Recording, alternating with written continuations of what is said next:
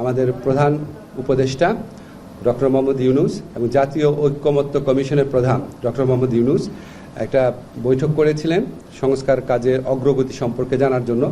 সেখানে কিছু ডিসিশন হয়েছে, এটা আপনাদের জানাচ্ছি। যে সংস্কার কমিশনগুলোর পূর্ণাঙ্গ রিপোর্ট আমরা আশা করছি 8 ফেব্রুয়ারি প্রকাশ করা হবে। 8 ফেব্রুয়ারি একই সাথে এই সংস্কার কমিশনের প্রধানরা মিলে আশু করণীয় কী আছে, সংস্কার কার্যের ক্ষেত্রে আশু করণীয় কী আছে, মধ্যমেয়াদে কী আছে, বা ভবিষ্যতে নির্বাচনের পরে যদি তারা কিছু করতে চায় সেটা কী আছে, সেটা 6টা কমিশন মিলে একটা সর্বসম্মত সুপারিশনামা পেশ করবেন 8 ফেব্রুয়ারিতে।